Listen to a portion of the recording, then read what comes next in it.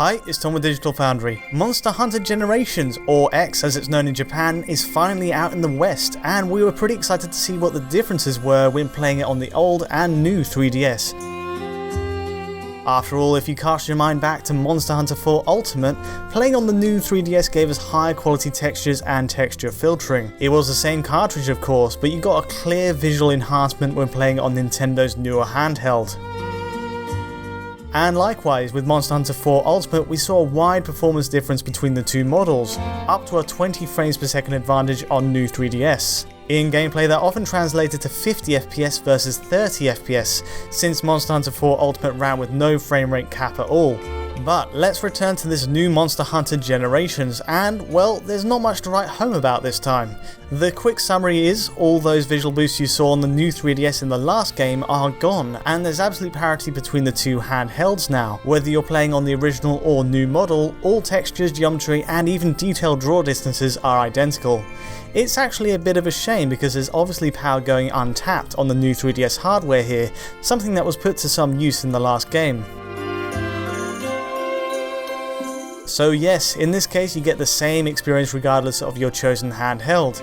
In some ways it's good news for those on the older 3DS not wanting to feel like they're missing out, but there we have it. That's the visual side of the comparison at least, but surely new 3DS offers a frame rate advantage this time as it did in the last game, right? Sadly, the answer is again no. Surprisingly, what Capcom has done for Generations is cap frame rates on both consoles to a straight 30 FPS. Now this is actually a good move. In 4 Ultimate, neither 3DS model could actually reach 60 FPS anyway, and performance was usually wavering up and down the scale between 30 and 50 FPS. Now with a 30 FPS cap, at least there should be an even regular rate of refresh to each frame being pushed out by either 3DS. The one issue here is frame pacing is wrong in this case, especially on the original 3DS where we get frame time spikes in the graph up top. Note how it trills constantly between 16 and 50 milliseconds there. Really it should flatline at 33.3 milliseconds with one unique frame followed by a duplicate frame, but the frame ordering is scattered in this case, creating a stuttering sensation anyway. It's a flaw in Capcom's approach to a 30 FPS cap, and across all our tests the original 3DS suffers from it to a greater extent.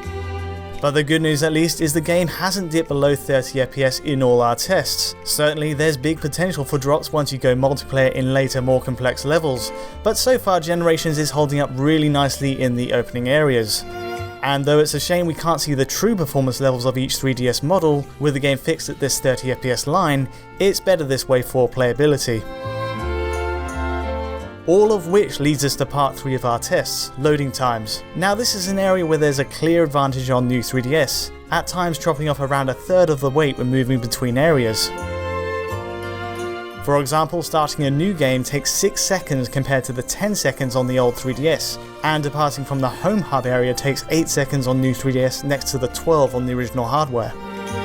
Given Generations maps are divided into segments as with all Monster Hunter games, the savings you make in time over the course of a playthrough will start to add up. But is it worth buying a new 3DS just for the privilege of slightly better frame pacing and loading times? We'd argue no. With Monster Hunter 4 Ultimate and even other 3DS games like Zelda Hyrule Warriors, there is a big improvement when playing on the high clocked CPU of the new 3DS. But Monster Hunter Generations doesn't offer anything close to the same perks, either visually or in performance. Anyway, that about wraps up our tests for today. If you want to see more 3DS tests, let us know by hitting like or subscribe below, but until next time, thanks for watching.